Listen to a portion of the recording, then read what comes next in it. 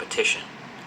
It's a science fair. So at the most basic level, the sport is a year-long season of car races on different tracks around the world. And Formula One has a long and rich history. I don't need to give you a whole history lesson here, but there's been a massive amount of changes going from stuff like this, like a pretty simple looking tube with an engine and wheels, to this aerodynamic work of art made from the most advanced materials on the planet. But the most interesting part about F1 that I love is that there are actually two championships at the same time each season. There's the Drivers' Championship and the Constructors' Championship. So yes, every driver is going to try to get around the track as fast as possible, but the structure is there are 10 teams. Each team has 2 active drivers, and so every race, a driver can get points for how high they finish.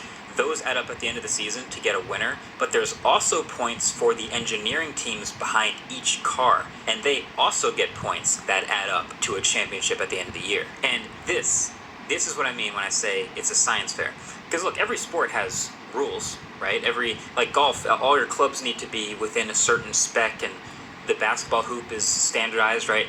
But having the best equipment in F1 is incredibly advantageous, as you might suspect.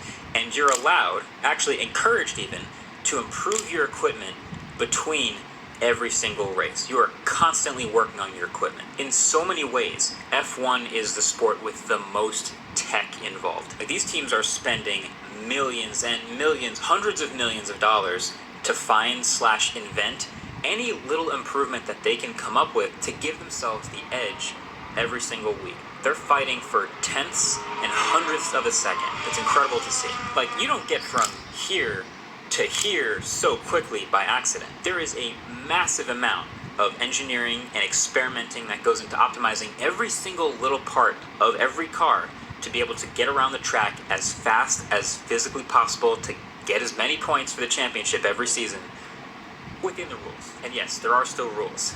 This is important. So the FIA is the governing body in charge of F1, and they are charged with the impossible task of maintaining a set of rules that keeps everything fair and safe, but still allows room for and encourages innovation and tweaking things. So you can actually look up the rulebook yourself. There's a 183-page PDF online. I'll leave a link below the like button if you want to flip through it yourself. And there are so many interesting rules in here. Some of them to keep racing strategies interesting, like the requirement that every single driver uses at least 2 different tire compounds during the race. I'll explain that in a minute. There are also plenty of safety-related rules, which again is why a company like Bitdefender really makes sense to be here. So these are open-wheel, open-cockpit race cars, but every single one of them, as you'll see, no matter what, has this titanium-reinforced ring around and above the driver's head, called a halo.